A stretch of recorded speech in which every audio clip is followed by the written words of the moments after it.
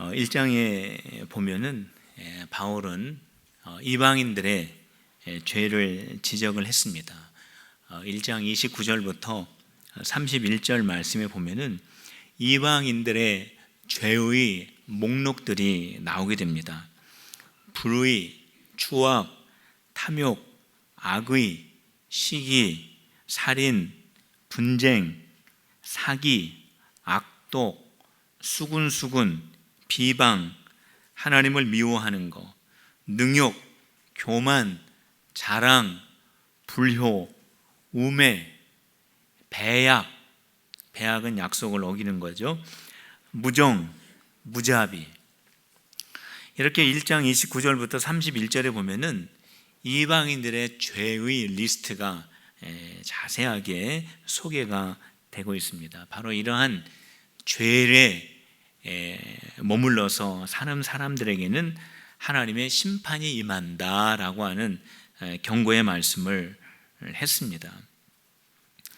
이방인들을 향하여서 이런 하나님의 경고의 메시지를 전하고서 이제 2장으로 넘어오게 됩니다. 우리가 읽은 이 2장으로 넘어오게 되면 이러한 죄를 범하는 이방인들을 비판하고 판단하는 유대인들도 하나님의 심판 안에 머물게 된다라고 하는 것을 강조합니다. 3절 말씀에 보면은 이렇게 기록이 되어 있습니다.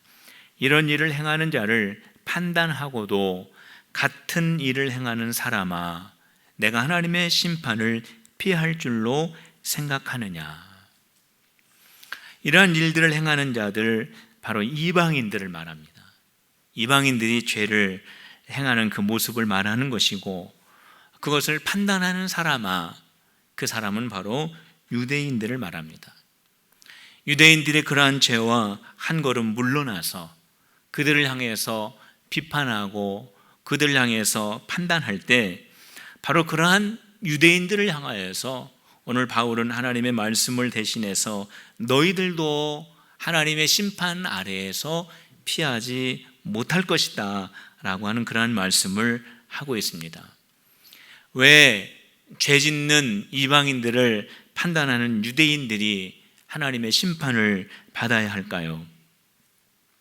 그 이유는 죄 짓는 이방인이나 그 죄를 비판하고 판단하는 유대인이나 하나님 앞에서는 똑같은 죄인이기 때문에 그렇습니다. 바울은 이방인이나 유대인이나 하나님 앞에서는 동일한 죄인이라고 하는 것을 강조하고 있습니다. 바울이 말하고 있는 것은 바로 이것입니다. 이방인이나 유대인이나 하나님 앞에서는 동일한 죄인이기 때문에 동일한 죄인들끼리 서로 판단하고 비판하는 것이 얼마나 무지한가, 그것이 얼마나 무의미한가를 우리에게 말씀해 주고 있습니다. 성도 여러분, 우리들은 하나님의 자녀입니다. 이것은 진리입니다. 예수 그리스도의 십자가로 말미암아서 우리가 하나님의 자녀가 되는 것은 분명합니다. 그러나 여러분, 우리가 하나님의 자녀이기는 하지만 우리가 죄에서는 완전하지 못하다라는 것을 여러분들 알고 있습니까?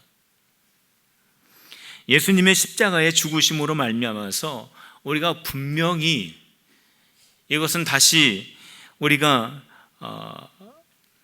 되돌릴 수 없는, 아무도 끊을 수 없는 하나님과 우리와의 그러한 부모와 자녀와의 관계처럼 우리가 하나님의 자녀가 된 것은 너무나 분명한 사실인데, 이것은요 신분의 변화입니다.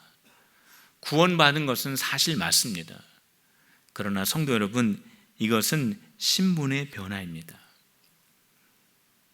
죄인 되었던 우리가 예수님을 통하여서 우리가 하나님의 자녀가 된 신분의 변화입니다.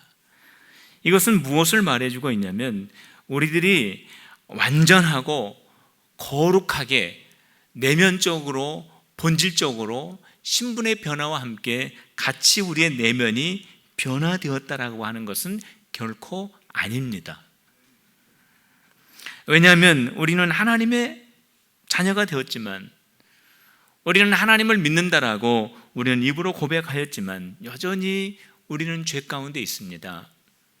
우리는 죄의 유혹에 빠집니다. 우리는 죄 때문에 그 연약함을 우리는 스스로가 경험하고 있지 않습니까? 성도 여러분, 우리들은 하나님의 자녀가 맞습니다. 그러나 하나님의 자녀로 우리는 계속해서 변화되어야 합니다. 우리들이 하나님의 자녀이지만 우리들의 모습이 죄에서 완전히 벗어나지 못한 그러한 것이 우리의 안타까운 현실입니다. 우리가 여전히 죄의 모양을 완전히 저버리지 못한 그 모습이 우리의 안타까운 모습입니다. 그렇기 때문에 우리의 생각, 우리의 삶의 모습 완전할 수 없습니다. 불완전합니다. 우리 안에 많은 약점들이 가지고 있습니다. 이것은 어떠한 특정한 사람에게만 있는 것이 아니라 우리 모두가 다 그렇다라는 겁니다. 그런 우리들이 서로의 연약함을 지적하고 서로의 연약함을 비판하고 판단하는 것은 결코 지혜로운 것이 못 됩니다. 사람들의 죄가 드러날 때, 사람들의 연약함이 드러날 때 그 연약함을 감싸주고 그것을 격려하고 도와주어야 합니다. 이것이 바로 하나님의 자녀의 모습입니다. 이것이 바로 우리 필그림의 성도의 모습이 되어야 합니다. 바울은 유대인들에게 사람들을 판단하지 말고 회개하라고 말씀합니다. 유대인들이 무엇을 잘못했습니까? 그들은 하나님의 특별한 은혜를 받은 그러한 선민이라고 생각합니다. 나름대로 하나님의 율법을 잘 지키고 그 율법대로 살려고 애를 쓰는 사람들입니다. 그런데 바울은 그들을 향하여서 회개하라고 말씀합니다. 유대인들이 가지고 있었던 죄는 무엇일까요? 서론에서도 말씀을 드렸지만 이방인들이 가지고 있었던 그 모든 죄를 유대인들도 가지고 있습니다. 이방인들은 하나님을 알지 못하기 때문에 그들은 어쩌면은 드러내놓고 그런 죄를 지으며 그 죄 가운데 살아가지만 유대인들은 어떤 말씀을 알고 하나님을 두려워하고 하나님에 대한 그 말씀에 대한 그 교육 때문에 그들의 죄를 드러내지 못하고 그들 안에서 이방인들과 똑같이 행하는 그런 죄를 바울은 지적하고 있습니다. 유대인들도 역시 이방인들과 같이 죄에서 자유하지 못한 사람들입니다. 똑같은 죄인입니다. 그럼에도 불구하고 그들이 비판하고 판단하는데 이방인들을 판단하지 말고 자기 자신들의 죄를 회개하라고 말씀합니다. 그런데 어떻게 합니까? 유대인들이 죄를 회개하지 않습니다. 오늘 본문 말씀을 보면은 그들이 왜 회개하지 않는가를 우리에게 말씀해 주고 있는데 그 첫 번째 하나는 뭐냐면 죄를 지어도 아무 일이 일어나지 않는다라는 겁니다.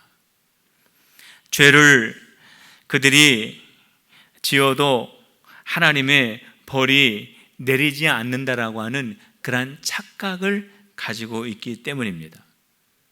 바로 그러한 생각을 가지고 있는 그 유대인들에게 바울이 말합니다. 바울이 뭐라고 말하냐면은 4절에 기록되어 있습니다. 우리 4절을 다 같이 한번 읽어봅시다. 시작. 혹 내가 하나님의 인자하심이 너를 인도하여 회개하게 하심을 알지 못하여 그의 인자하심과 용납하심과 길이 참으심이 풍성함을 멸시하느냐. 죄를 지어도 하나님의 벌이 내리지 않는 것처럼 여겨지기 때문에 그들이 회개할 생각을 미처 하지 못합니다. 바로 그러한 생각을 가지고 있는 유대인들을 향하여서 바울이 말합니다. 하나님께서 너희들에게 벌을 내리시지 않는 것은 그 죄에 문제가 없기 때문이 아니라 그 죄를 깨닫고 회개하고 돌아오기를 하나님이 지금 기다리고 있는 시간이다 라는 말씀이에요. 지금 그 시간은 아무런 일도 일어나고 있는 것 같지 않지만 하나님께서 인내하시고 참으시고 그들을 향하여 긍휼과 은혜를 베푸시는 시간이다 라고 하는 말씀입니다. 바로 그 시간이 차기 전에, 그 시간이 지나기 전에 회개하고 돌아오라고 바울은 그들을 향하여 말씀하고 있습니다. 이 유대인들이 회개하지 않는 또 하나의 이유가 있습니다. 그 이유는 뭐냐면 유대인들의 고집 때문이다라고 기록을 합니다. 우리 모두는 다 연약합니다. 하나님 앞에서 죄인입니다. 우리 하나님의 자녀임에도 불구하고 여전히 죄에서 완전하지 못하고 죄에 넘어지고 죄 때문에 유혹받고 쓰러지고 실수하고 여러 가지 연약함을 가지고 있는 것이 우리 모두입니다. 유대인도 이방인도 모두가 다 그러한 연약함을 가지고 있는데 유대인들은 자기 자신들도 죄인이면서 이방인들을 향하여 죄를 지적하고 판단하고 있습니다. 그러한 판단을, 그러한 비판을 멈추지 않고 있습니다. 바울은 그것을 향하여 유대인들의 고집, 회개하지 않는 마음이라고 그렇게 지적을 합니다. 이 고집 때문에 회개하지를 못합니다. 저 이방인들이 저러한 죄를 짓고 있기 때문에 하나님의 백성이 되지 못하고 저러한 죄 가운데 있기 때문에 우리와 함께 하지 못하고 저들이 그러한 죄 가운데 있기 때문에 거룩한 백성이 되지 못한다라고 하는 그러한 비판과 판단을 계속하고 있다는 거예요. 그래서 회개하지 못한다는 겁니다. 이렇게 이방인들을 향하여 고집스러운 마음을 가지고 비판하고 판단하면서 자기들도 역시 하나님 앞에 똑같은 죄인이라고 하는 이 사실을 보지 못하고 깨닫지 못하기 때문에 회개하지를 못합니다. 예수님께서 말씀하셨습니다. 어찌하여 내 형제의 눈 속에 있는 티는 보면서 너희의 눈 속에 있는 들보는 보지 못하느냐. 내 형제 속에 있는 그 작은 그 잘못은 잘 보면서 왜 내 눈 속에 있는 그 큰 문제는 보지 못하느냐? 왜 못 볼까요? 그들의 눈이 다른 사람의 죄와 연약함에 집중되어 있기 때문에 그렇습니다. 비판하고 판단하면 자기의 죄를 보지 못합니다. 깨닫지 못합니다. 그래서 회개하지 못합니다. 성도 여러분, 하나님께 우리가 가까이 가면 갈수록 나는 의로운 자구나, 내가 하나님의 자녀가 되어서 내가 이렇게 거룩한 하나님의 자녀구나, 그러한 고백이 나올 것 같지만 안 그렇습니다.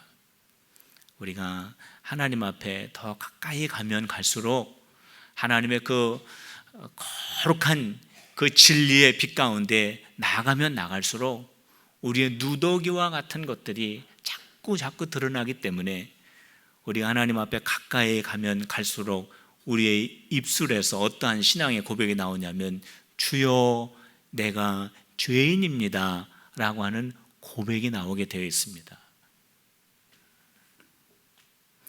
우리가 신앙생활 할 때 내 속에서 그러한 죄들이 나올 때 우리는 회개해야 합니다. 다른 사람을 비판하고 다른 사람을 판단하면 우리는 회개하지 못합니다. 성도 여러분, 우리는 누군가를 비판하거나 판단할 수 있는 자격이 없습니다. 왜냐하면 우리는 하나님 앞에 똑같은 죄인이기 때문에 그렇습니다. 다른 사람을 비판하고 다른 사람을 판단한다고 그 공동체가 변화되지 않습니다. 그 공동체는 언제 변화되냐면 내가 회개할 때 변화됩니다. 또 다른 내가 회개할 때 공동체가 변화됩니다. 내가 회개할 때 가정이 변화됩니다. 내가 회개할 때 우리 교회가 변화됩니다. 회개하는 필그림이 되시기를 바랍니다. 예수님을 닮아가는 필그림이 되시기를 주님의 이름으로 축원합니다. 하나님은 행한 대로 보응하시는 분이다 라고 말씀합니다. 우리 7절과 8절 말씀 우리 같이 읽어봅시다. 우리 2장 7절 8절입니다. 시작. 참고 선을 행하여 영광과 존귀와 썩지 아니함을 구하는 자에게는 영생으로 하시고, 오직 당을 지어 진리를 따르지 아니하고 불의를 따르는 자에게는 진노와 분노로 하시리라. 참고 선을 행하고 영광과 존귀를 구하는 자에게는 영생으로 보답하여 주시고, 당을 짓고 진리를 따르지 않고 불의를 행하는 자들에게는 진노로 응답하신다라고 하는 말씀입니다. 하나님은 어떠하신 분이냐면요, 심은 대로 거두게 하시는 분입니다. 우리가 콩을 심으면 콩을 거두게 하시는 분이에요. 우리가 콩을 심었는데 팥을 거두게 하시는 분이 아닙니다. 우리 하나님은 우리가 심는 대로 거두게 하시는 분입니다. 성도 여러분, 우리가 선을 행할 때 낙심하지 마시기 바랍니다. 내가 이렇게 선을 행하면 내가 이렇게 손해보는 거 아니야? 내가 이렇게 선을 행하면 내가 미치는 거 아니야? 안 그렇습니다. 우리가 선을 심으면 우리 하나님께서 우리가 상상하지 못할 정도의 하나님의 은혜로 우리에게 보응하여 주시는 것을 믿으시기를 바랍니다. 하나님은 심는 대로 거두시게 하시는 분입니다.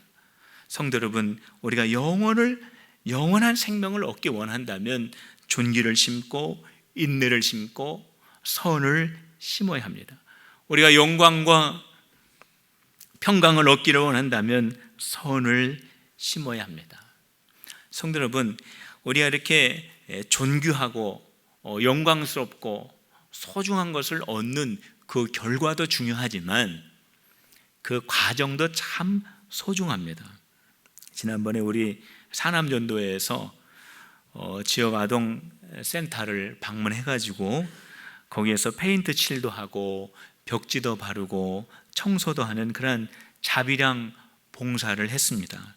그렇게 하고 와가지고 저에게 사진을 이렇게 막 보여주면서 이건 어떻고 저건 어떻고 우리가 이걸 다 발랐고 비포 애프터 그거 있잖아요. 그 사진을 비교하면서 우리가 가기 전에 이 사진, 우리가 가고 난 다음에 이렇게 하면서 막 그렇게 알려줍니다.